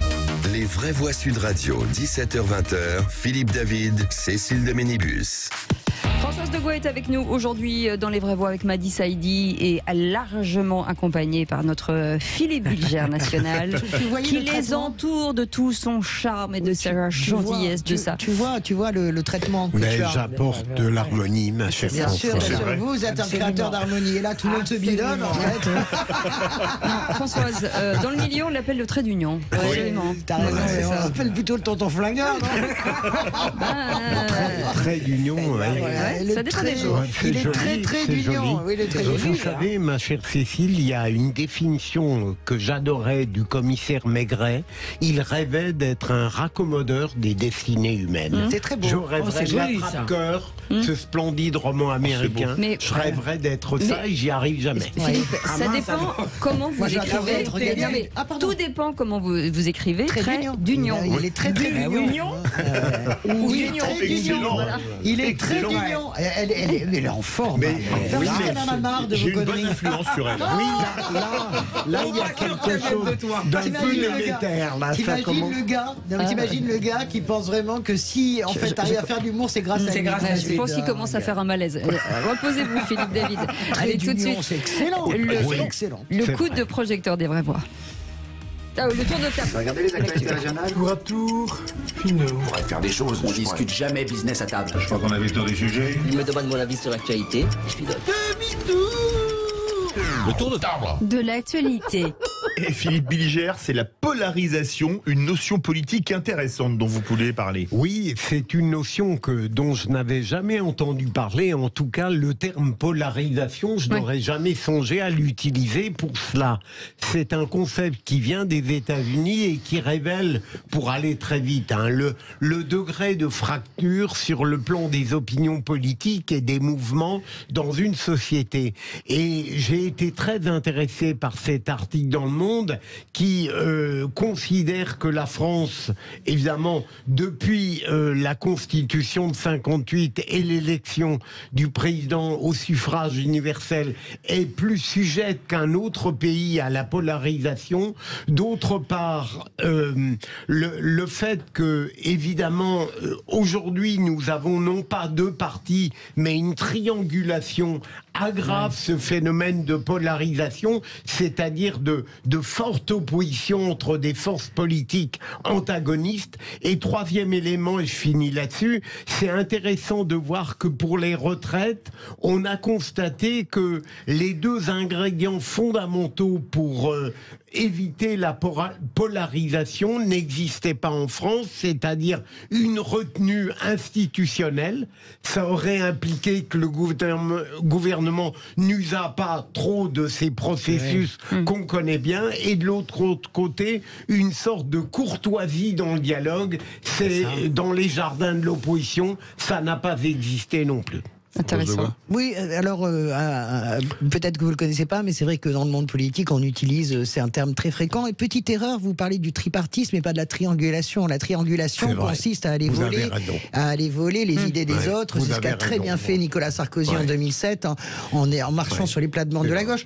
Oui, moi je suis absolument d'accord avec ce que vous dites sur la question des retraites et en plus sur le système présidentiel qui véritablement génère cela. Oui, Madi. Oui, tout à fait d'accord, notamment sur le fait que le gouvernement n'a pas fait preuve d'assez de retenue à l'égard des manifestants, et évidemment sur la question de l'opposition, je ne peux être que d'accord également. Puisque vous avez la parole, justement, banalisation, on en parlait, et impuissance face à la violence peut-être. Ah ben voilà, donc moi ça va pas être un coup de cœur mais un coup de gueule sur le fait que finalement on est constamment en train de dénoncer la violence, mais j'ai l'impression qu'on ne fait rien.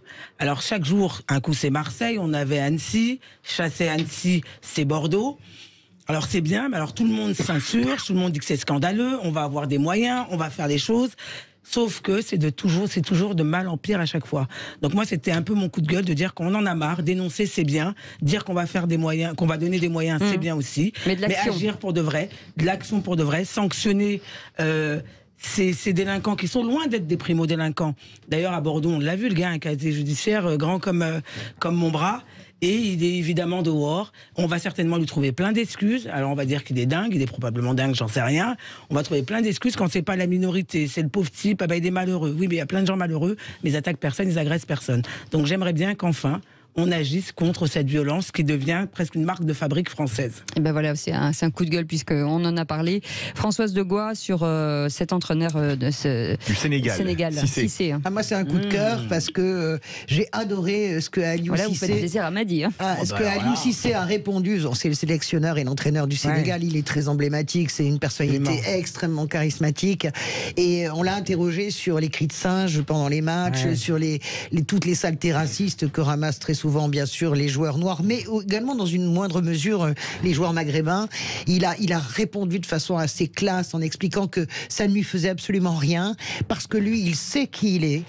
Il a dit, moi, je sais comment je vis ma négritude, je me respecte absolument profondément, je sais qui je suis, je sais où je vais, et au fond, les cris de singe, finalement, je ne les entends même pas. J'ai trouvé ça très fort d'entendre un homme africain qui revendique en douceur, parce qu'on a eu tous les mouvements des Black Panthers, c'est qu'on pouvait entendre aussi.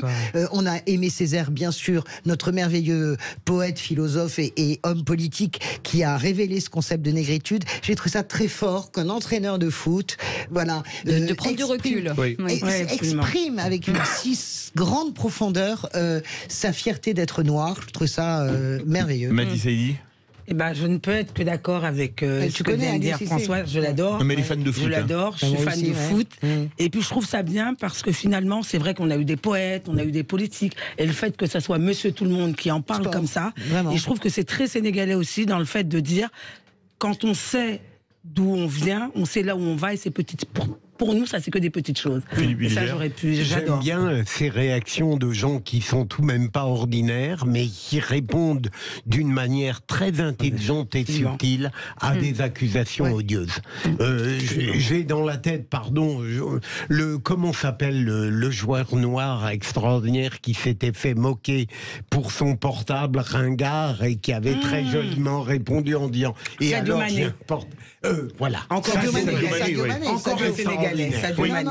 Moi, je trouve qu'il y a quelque chose qui change. Quelque chose, je trouve qu'il y a quelque chose qui change. J'adore cette réaction et je trouve quand même qu'on va peut-être vers une vraie amélioration des choses. Et moi, je tiens à dire que ceux qui font des cris de singe, je suis pour leur bannissement des stades à vie. Que ce soit clair. Alors là, à vie. Mais en plus, si on aime le foot, on aime Aliou Cissé parce que franchement, les Lions de la Teranga, ils sont quand même classe. Oh là là, aujourd'hui, on me fait plaisir, je ne savais pas. Moi non plus, je savais pas que tu étais là, je l'ai pas choisi pour toi. En tout cas, on salue son élégance. Vous restez avec nous dans quelques instants. La France qui se résout finalement à soutenir l'adhésion de l'Ukraine à l'OTAN.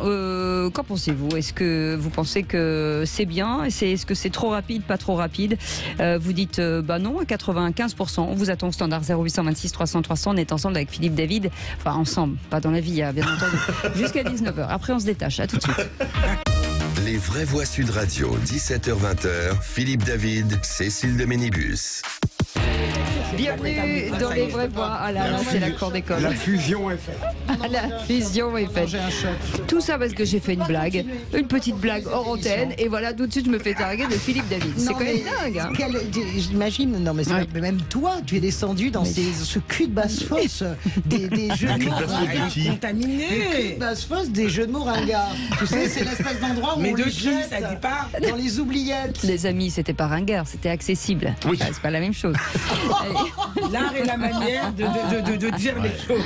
J'ai fini de faire de la politique, moi ça m'irait très bien. Allez, Philippe Hilger est avec nous, Françoise de Gois et Madi Saïdi, et vous 0826 300 300. Gérald est avec nous de Montpellier et c'est le coup de projecteur des vraies voix. Maintenant, les vraies voix Sud Radio, le coup de projecteur des vraies voix. Et donc en vue du sommet de l'Alliance Atlantique prévu les 11 et 12 juillet à Vilnius, un conseil de défense est réuni à l'Elysée pour débattre de l'adhésion de l'Ukraine à l'OTAN. Emmanuel Macron y serait favorable dans l'optique d'offrir des garanties de sécurité à l'Ukraine et de peser sur le conflit et d'encourager Moscou et Kiev à négocier une position qui est assez complexe. Oui, d'un côté, les pays d'Europe centrale et orientale, notamment les pays baltes et la Pologne, qui souhaitent une entrée rapide de l'Ukraine, et de l'autre côté, les Allemands et les Américains, même Joe Biden, qui veulent mettre la pédale un peu plus douce. Alors, Et qu'est-ce que vous en pensez? Est-ce que l'Ukraine doit entrer rapidement au sein de l'OTAN, ou est-ce que pour vous, ça peut vite devenir un casus belli avec la Russie? Vous êtes pour, vous êtes contre, on vous attend au 0826 300 300. Et pour l'instant, hein, vous dites non à cette entrée rapide de l'Ukraine à l'OTAN à plus de 95%. Et avec notre invité pour en parler, Jean-Baptiste Noé, est avec nous. Merci d'avoir accepté notre invitation. Bonsoir. Bonsoir. Bonsoir. Bonsoir. Vous êtes rédacteur en chef de la revue Conflit. Avant tout, Philippe Bilger, sujet compliqué. Oui, alors sur ce plan, et Cécile Philippe, comme Françoise, mais peut-être plus modérément parce que je connais moins bien la réalité internationale qu'elle, j'avais eu tendance à considérer qu'Emmanuel Macron, dans son attitude à l'égard de l'Ukraine et de la Russie, en général, méritait une sorte de satisfecit, peut-être pas un enthousiasme absolu, mais tout de même une adhésion forte. Et à partir du moment où il change d'avis et où il semble justifier ce changement d'avis par une argumentation pertinente, en gros, si j'ai bien saisi, c'est peut-être la dernière solution qui existe pour persuader la Russie qu'elle doit venir à la table de négociation, et l'Ukraine qu'elle a aussi intérêt finalement à accepter, malgré l'apparence jusqu'au boutisme de Zelensky, d'y venir. Eh bien, je pense que je leur fais confiance, et peut-être qu'en effet, c'est une chance qu'il faut saisir. Françoise Degois. Moi, je comprends tout à fait. Pour une fois, qu'est-ce qu'il y a dans l'esprit d'Emmanuel Macron? Et je continue sur ma ligne de penser que sur ce dossier-là, il ne s'en sort pas si mal. C'est en fait, on va le voir avec notre spécialiste, mais je l'interprète comme plus un signal qu'une réalité, une volonté d'accélérer. C'est le signal qui est envoyé à la Russie pour faire pression sur la Russie, au moment en plus où on le sait, la contre-offensive ukrainienne, elle patine, elle ne fonctionne pas pour le moment. Donc il y a une volonté, je pense, très forte d'essayer de ramener les deux belligérants à la table des négociations. Et l'Ukraine va s'inviter dans la campagne électorale américaine. Le candidat Kennedy, bien sûr, petit-fils, a fait un discours extraordinaire où il explique que son père disait toujours, après la crise des missiles de Cuba, il ne faut jamais jouer avec des gens qui possèdent l'arme nucléaire et mettre une ou l'autre de ces personnes dans une situation de l'utiliser contre une retraite humiliante. Et je trouve que c'est extrêmement subtil, c'est très fort. Je vois tout à fait ce que veut faire Paris.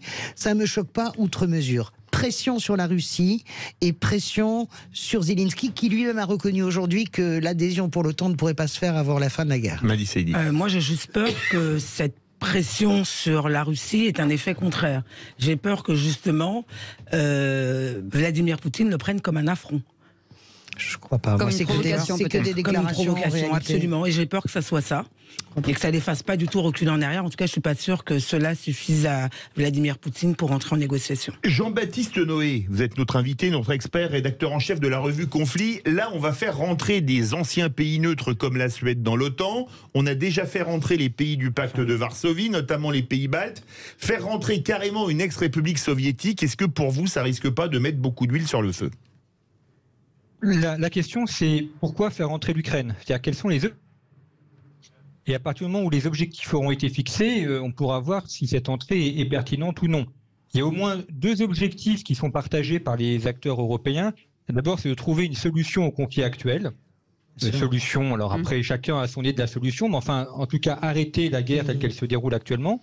Et ensuite, établir un système d'arc de protection pacifique en Europe centrale pour que le conflit ne redémarre pas. Donc assurer la paix à court terme et assurer la paix à long terme.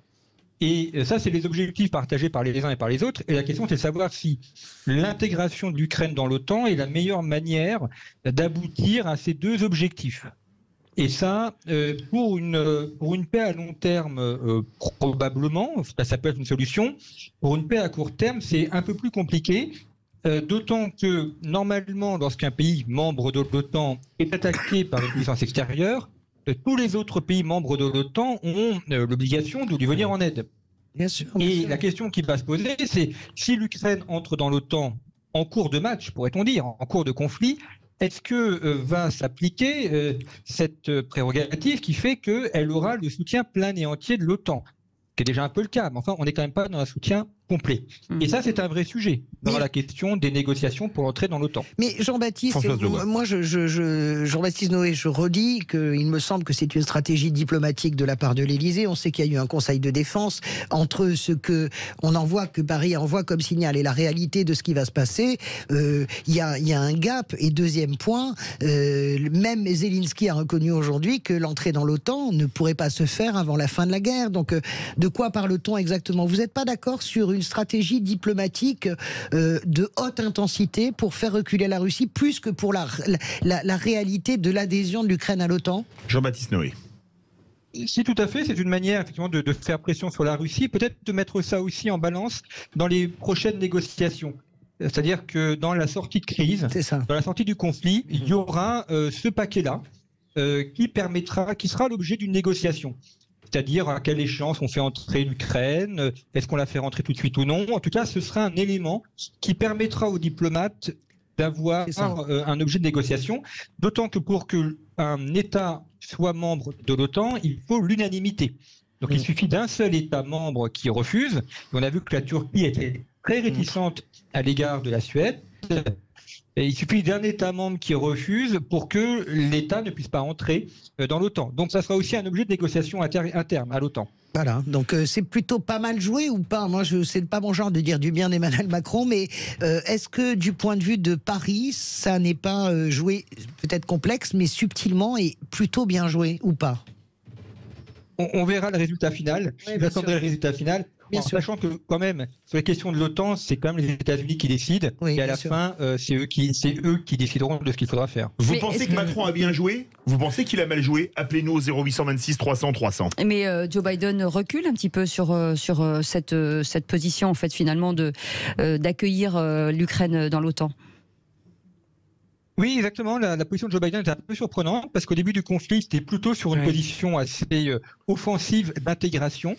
Après, c'est un phénomène qu'on connaît très bien en négociation diplomatique. Il faut toujours qu'il y en ait un qui joue le bon copain et l'autre le mauvais copain. Donc, celui qui va être très indicatif et celui qui sera davantage dans la retenue. Donc, ça fait partie aussi de ce jeu diplomatique. Est-ce qu'au fond, vous accepteriez l'idée que cette intégration possible de l'Ukraine dans l'OTAN est enfin la seule possibilité sérieuse de régler le conflit entre la Russie et l'Ukraine, alors qu'on espérait quelque chose des plans antérieurs? Par exemple, il y a eu indonésien, il y a eu chinois, c'est resté totalement lettre morte. Est-ce qu'enfin c'est une véritable opportunité, à votre avis? Alors, pour l'Ukraine, c'est une sécurité. Savoir qu'ils intègrent l'OTAN, c'est l'assurance de ne plus être attaqué par la Russie. Donc, indubitablement, pour Zelensky, c'est une sécurité. Il pourrait présenter ça aussi comme une victoire. Après, la grande question, ça va être la négociation des territoires perdus par l'Ukraine, ou à l'inverse, des territoires gagnés par la Russie. Pour l'instant, l'Ukraine veut tout récupérer. On voit bien qu'avec l'échec de la contre-offensive, pour l'instant, ça va être compliqué. Donc là, ça va être un deuxième élément de négociation. Quels sont les territoires que les Ukrainiens vont accepter de perdre?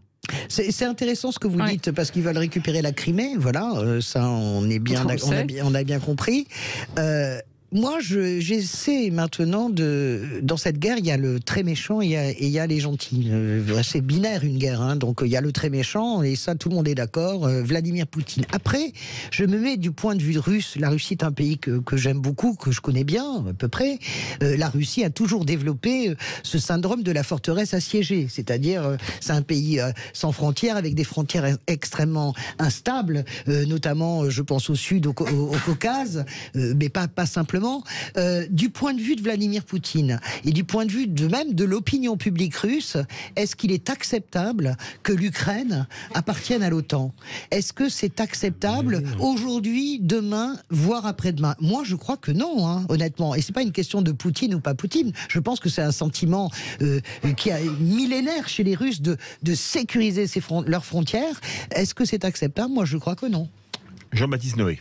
Vous avez raison, d'autant que un des arguments de l'attaque des Russes en mars 2022, c'était de dire que les États-Unis leur avaient promis que jamais l'Ukraine n'entrerait dans l'OTAN en 1990 et qu'ils étaient sur le point de le faire. Alors, il y a débat pour savoir s'ils avaient promis ou non. A priori, non, ils ne l'avaient pas promis. Mais en tout cas, ça a été un élément du casus belli. Et c'est ensuite dans la négociation, vous avez raison, où là, peut-être que ça pourrait être un enjeu dans les négociations territoriales, en disant bah oui, l'Ukraine entre dans l'OTAN, mais en échange, on reconnaît la souveraineté de fait sur la Crimée et sur une partie des territoires qui sont aujourd'hui tenus par l'armée russe. Et finalement, ça serait une manière que personne ne perde complètement la face et que tout le monde puisse dire qu'il a gagné un petit quelque chose. Une puissance qui ne serait pas humiliée. Quels seraient les obstacles justement dans ce processus d'adhésion pourquoi l'Ukraine pourrait ne pas rentrer? Ce serait quoi les chefs d'accusation entre guillemets hein?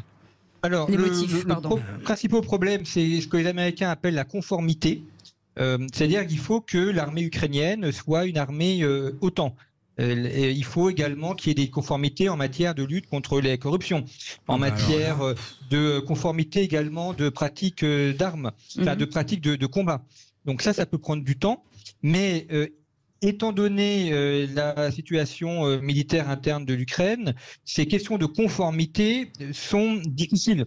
C'est pas quelque chose qui peut se faire facilement, même s'il peut y avoir des dérogations.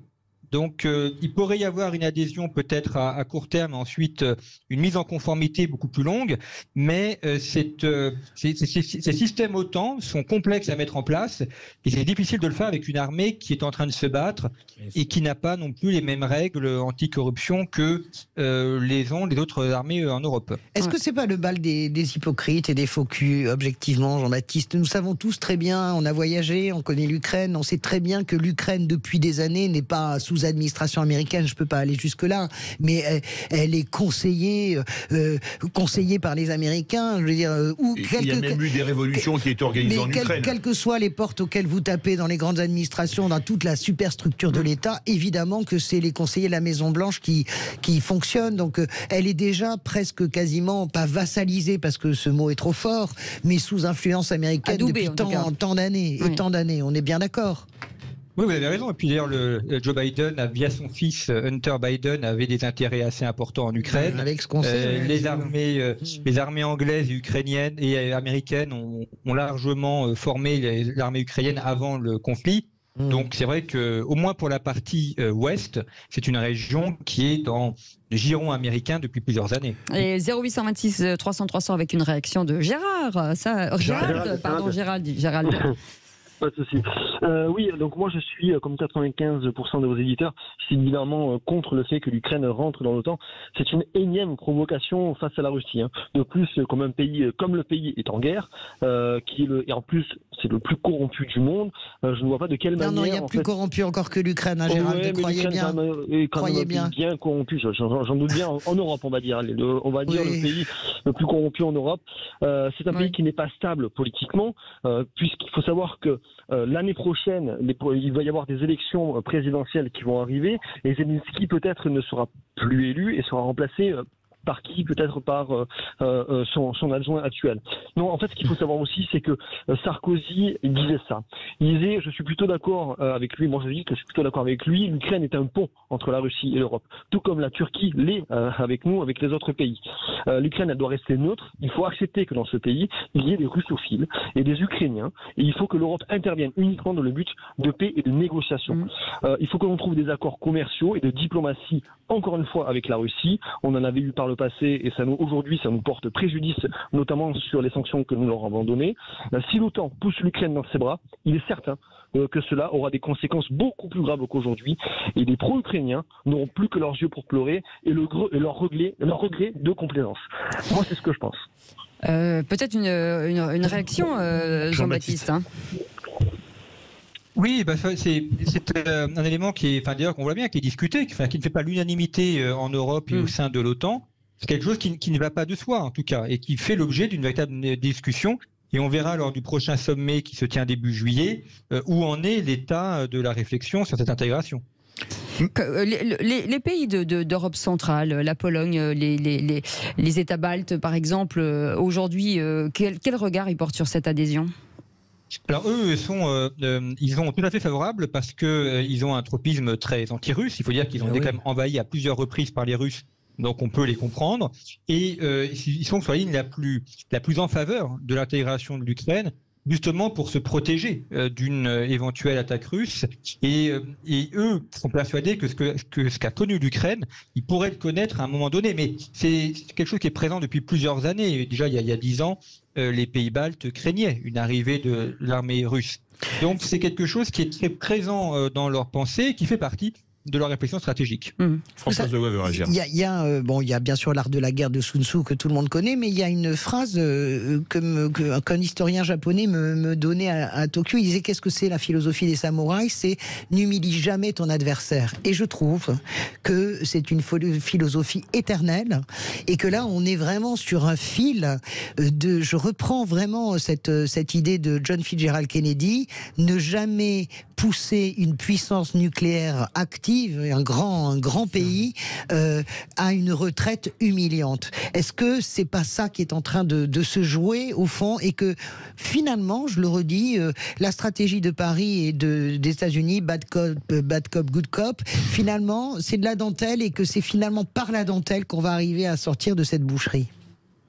Jean-Baptiste. Oui, puis il ne faut pas que la paix future amène de futures guerres. Donc ça va être aussi tout l'enjeu de cette paix. C'est vrai. Pas que ce soit une paix à la Première Guerre mondiale, où on a eu une guerre à nouveau 20 ans plus tard. Et donc là, ça va être un vrai enjeu de sécurisation nationale et européenne pour au moins une génération. Oui, enfin, on ne peut pas mélanger le traité de Versailles qui contient les germes en lui-même de la Seconde Guerre mondiale et ce qui peut se passer quand même entre l'Ukraine et la Russie. Vous êtes d'accord que c'est pas la même échelle quand même, non? Allez, 10 secondes. Oui, tout à fait. Ce que je veux dire, c'était l'importance d'avoir une paix durable et pas d'avoir une paix qui engendre une guerre au bout de quelques années. Ok. Merci beaucoup Jean-Baptiste Noé de nous avoir éclairé sur ce sujet, rédacteur en chef de la revue Conflit. Vous restez avec nous, on revient dans quelques instants. Gérald est toujours avec nous, 0826 300 300. Et vous, si vous voulez réagir forcément sur un sujet, on vous attend. On fait une petite pause et on revient dans quelques minutes. À tout de suite. Les vraies voix Sud Radio, 17h-20h, Philippe David, Cécile de Ménibus. Il reste dans cette ligne droite des vraies voix un petit tronçon, voilà, que nous n'avons pas parcouru encore. Au 0800 mais elle est en forme aujourd'hui, Madame est poète en plus. C'est beau, Madame est poète, tronçon, ligne droite. Mais écrivez cette phrase, je dirais le tronçon de la vie, le tronçon de la vie. C'est beau, le tronçon de la vie. Philippe Bilger, François Legoy et Maggie Saïdi, 0826. Philippe David, il tronçonne, lui, c'est pas pareil. 0826 300 300. Stéphane est avec nous de Bordeaux. Bonsoir Stéphane. Bonsoir Stéphane. Oui, bonsoir. Bonsoir Stéphane. Oui. Et vous vouliez revenir sur notre premier débat sur l'agression forcément de ce qui s'est passé à Bordeaux et du fait peut-être que les métropoles sont pourraient devenir de plus en plus dangereuses. Ouais, c'est ça absolument. Moi, j'habite Bordeaux depuis un peu plus de 10 ans et vraiment, on sent une violence grandissante, mais c'est vraiment visible. Et je voulais témoigner à partir de 2 exemples qui sont des exemples assez proches. Et je trouve qu'il y a une sorte d'acceptation institutionnelle de cette violence. Je vous explique pourquoi. Mon fils était au collège et il s'est fait littéralement tabassé à coups de pied, coups de poing, dans la tête, partout dans le corps, à la sortie du collège. Voilà. Ça s'est passé. Alors pour une raison vraiment bête, c'est-à-dire que sa copine lui a passé, une de ses amies lui a passé un téléphone qu'il a malencontreusement fait tomber à terre et donc la fille était un peu embêtée. Mais sans plus, elle est rentrée, elle a expliqué la chose à son papa, et son papa est venu, il l'a tapé, de coup de poing, coup de pied. C'est hallucinant. C'est le père qui a fait ça. Ce que je vais vous raconter, c'est vraiment, ce sont des faits, en fait. Donc il a été tabassé, ça a duré 10 minutes. Il y a une dame qui est venue, qui est intervenue, ça n'a pas arrêté, puis après une autre personne, ils ont fini par arrêter. Il y avait 2 artisans qui étaient là, qui avaient peur de sortir.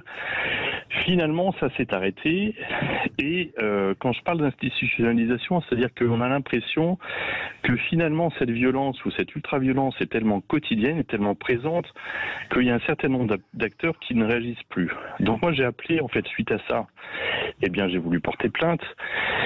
Donc j'ai pu porter plainte in fine, hein, mais les mots, l'accueil de la police était juste terrifiant. C'est-à-dire quand j'ai appelé, je leur ai dit écoutez, mon fils vient de se faire taper à coups de poing, à coups de pied, et il faudrait intervenir assez rapidement. Et alors les mots de la police, c'est donc vous me dites qu'il y a un différend entre deux personnes. Alors je leur ai dit non, c'est pas entre deux personnes, c'est un adulte qui vient taper un petit. Donc ça commence comme ça en fait. Ensuite, le lendemain, j'appelle le proviseur donc de ce collège. Et je lui dis, mon fils s'est fait taper à la sortie du collège hier. Alors j'ai passé pas mal de temps avant de l'avoir. Et donc elle me reçoit cette dame au téléphone en me disant, mais écoutez monsieur, j'ai 1500 dossiers à traiter. Si vous pensez qu'il y a que votre fils, enfin c'était à vomir. Je vous promets, c'était à vomir. C'est un peu lunaire, ouais. C'est hallucinant. Ouais, c'est ça. Donc c'est hallucinant, mais c'est la réalité. Et ce sont ces mots en fait. Hein. Donc elle a fini par me prendre au téléphone. Et je lui dis, écoutez, je sais que ça s'est passé en dehors du collège. Alors je m'étais renseigné, elle me dit oui, c'est en dehors du collège, donc nous on n'a rien à faire. Et déjà là, je suis très surpris. C'est-à-dire que même si c'est en dehors du collège, à 10 mètres du collège, à mon avis, il y avait des choses à faire. Ne serait-ce qu'une communication. Donc je lui ai fait sentir mon étonnement et sa réponse a été de me dire écoutez, si vous n'êtes pas content, vous prenez votre enfant, vous le mettez au privé, vous serez dans le privé, vous serez certainement beaucoup plus content. Ah oui, élégance, bravo. C'est très élégant, ouais. C'est ce qui s'est passé. Mon garçon est allé aussi, on est allé voir un médecin pour un arrêt de travail qu'il a eu en fait. Mais on sentait une sorte de peur du médecin parce que c'est des choses qui arrivent et c'est assez fréquemment. Le médecin lui-même a dit qu'il y avait eu un enfant qui avait eu un coup de couteau quelques semaines avant, et il y a une sorte de c'est pas d'excuse, mais c'est de banalisation, c'est-à-dire que la violence est extrêmement présente, et tous ces institutions finalement l'ont déjà incorporé, et il n'y a plus de réaction. Et vous allez avoir un procès, Stéphane? Est-ce qu'il va y avoir un procès? Alors, il y a eu un procès, ça a été jugé. Et alors monsieur a été condamné, j'espère. Il a été condamné. La première chose qui m'a surpris, c'est que ce monsieur, il aurait dû être interpellé dans les minutes qui suivaient et mis en garde à vue. Ça n'a pas été le cas. Quand j'ai demandé pourquoi, on m'a dit écoutez, il y a tellement de choses que c'est pas forcément une priorité de l'interpeller. Voilà. Il y a eu un jugement qui a eu lieu 7 mois après, et ce monsieur a été condamné à une amende, pas de prison, ici il a eu 6 mois de sursis. Bon, en tout cas, ça a été jugé. Il a eu une amende, mais bon, pour moi, c'était pas suffisant parce que c'était quand même extrêmement violent. Comment votre fils, rapidement, parce qu'on n'a pas de temps. En fait, ça va mieux, mais on connaît pas les séquelles réelles, en fait. Bien parce sûr. que ça peut se révéler mais ça va beaucoup mieux. Un deuxième exemple, c'était l'été. On va pas avoir le temps. C'est bien dommage parce que c'est du même chose très rapidement. C'est un petit groupe qui descend et qui donne un coup de couteau dans l'oreille d'un barman en fait, et qui partent. Les policiers sont là. Alors c'est pas que j'en veux aux policiers, c'est juste qu'ils font ce qu'ils peuvent et je crois qu'ils peuvent plus faire grand chose finalement. Et finalement les policiers étaient là et ils laissent passer ces jeunes qui étaient là. Ils leur disent rien du tout en fait. C'est-à-dire donc je suis allé les voir peut-être 10 minutes après. Je leur dis mais comment je comprends pas, ils passent à côté de vous, vous les arrêtez pas. Et donc ils me disent non, on n'intervient pas, on est payé 2000 € et on va pas se prendre un coup de couteau pour ces voilà. C'est le problème. Merci Stéphane. Pardon, je suis désolée, mais malheureusement, on est déjà très en retard. Merci de votre témoignage et bien entendu, on pense bien à vous. Et à votre fils. Bien entendu, et au petit aussi. Merci Philippe Bilger, merci Françoise Degois, merci Madi Saïdi. On est très en retard, on vous laisse. À tout de suite dans un instant. On vous parle emploi avec Jérôme Laverny.